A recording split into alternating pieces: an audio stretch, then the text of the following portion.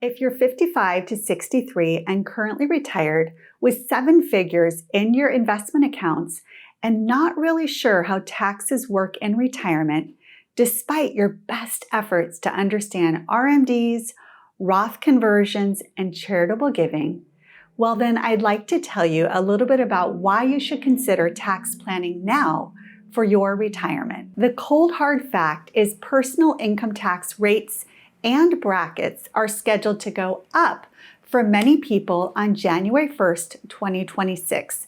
So even if you've struggled with understanding taxes in retirement in the past, there are some big changes in the very near term, and you owe it to yourself and your family to give this some extra attention.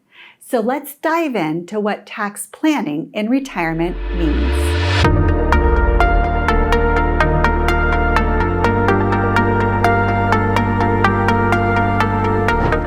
My name is Larissa, and if you're new here, I help folks 55 to 63 gain clarity on complex financial and tax planning subjects.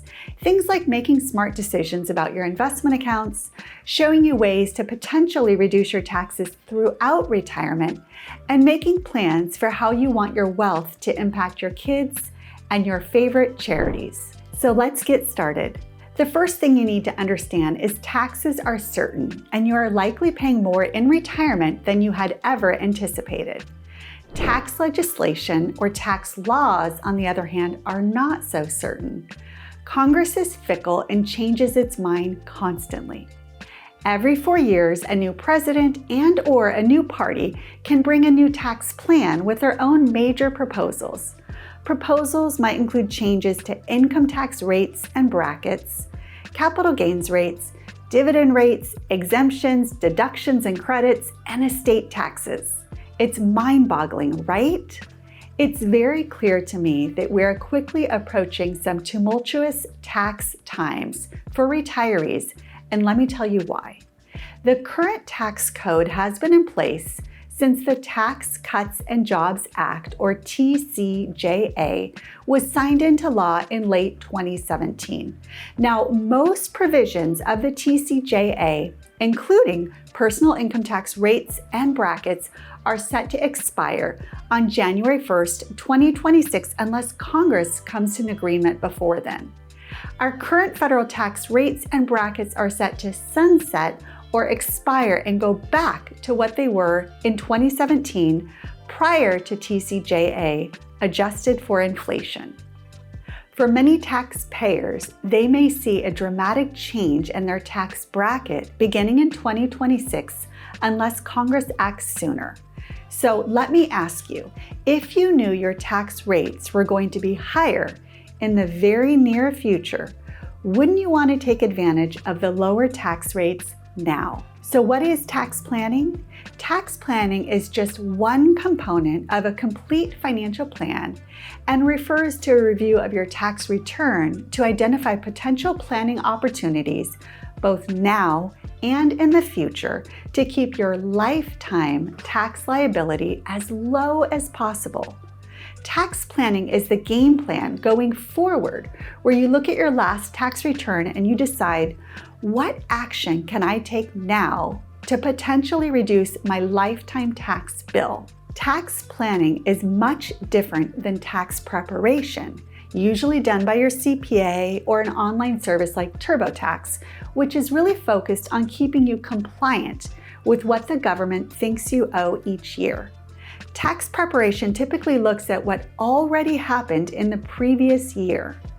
Tax planning, on the other hand, looks at what you can do going forward to potentially reduce your lifetime tax bill. Let's imagine tax preparation and tax planning as driving a car. Tax preparation is like driving a car and constantly looking in the rear view mirror. It involves reviewing and analyzing the financial events and transactions over the past year, similar to checking what's on the road behind you. Just as a driver relies on the rear view mirror to navigate through past traffic and obstacles, tax preparation focuses on historical financial data, ensuring that everything from the previous year is accurately recorded and reported. It's about making sense of where you've already been financially, much like a driver assessing the road that they have traveled. On the other hand, tax planning is akin to driving while looking through the larger windshield in front of you to anticipate the road ahead. It involves strategic thinking and foresight to navigate potential financial curves, opportunities, and challenges in the coming years. Just as a driver plans for turns and intersections and obstacles ahead, tax planning helps individuals and businesses make informed decisions to optimize their financial situation in the future. It's about proactively considering upcoming changes in tax laws, adjusting your financial strategies, and ensuring a potentially smoother journey ahead, rather than just reacting to what has already occurred. Taxes touch every part of your financial life. Your tax return is a financial fingerprint. It's completely unique to you, complete with valuable clues and information, all of which is buried in the dozens of pages and hundreds of numbers. In retirement, taxes will likely be one of your largest expenses. Understanding your tax return puts you in the driver's seat to take valuable and actionable steps for your future. So who is tax planning for? Although tax planning is a great idea for anyone paying income tax, tax planning for retirees is really important right now to drill down on the different opportunities like tax-efficient distribution strategies, really meaning where do you take your money from first in retirement? If you think about it, your income can only come from one of these 4 different buckets. Bucket number 1 is ordinary income. Money in this bucket is subject to ordinary federal income tax rates anywhere from 0 to 37%.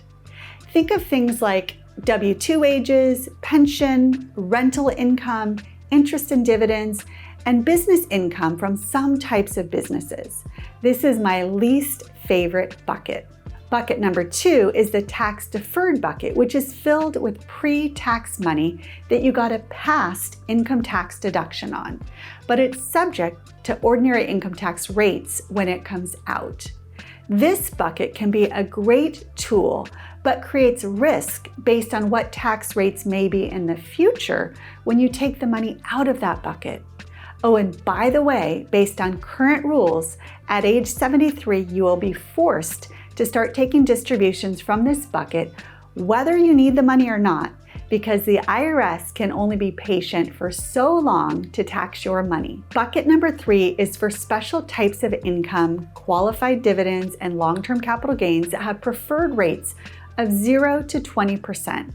Having a plan for when the money comes out of this bucket can really have a big impact on how much tax is ultimately paid. And bucket number 4 is my favorite bucket. Money in this bucket is no longer subject to income tax once a couple of timing requirements are met. After-tax money is used to fill up this bucket, but all of the growth is tax-free. After working with retirees for over 20 years, I've found that whether someone has accumulated $3 million or $30 million, or anywhere in between, once they start that distribution phase of their assets in retirement, things start to get difficult and tricky real fast. For many people, they have been able to defer paying taxes on retirement accounts all these years, and now Uncle Sam has his hand out and is ready to get paid. A comprehensive financial planning process should most definitely include reviewing your tax return for potential tax planning opportunities both now and in the future. There's great peace of mind knowing you have a tax planning roadmap to follow in light of current changes like the Secure Act 2.0 and upcoming changes like the scheduled sunsetting of the TCJA in the very near future.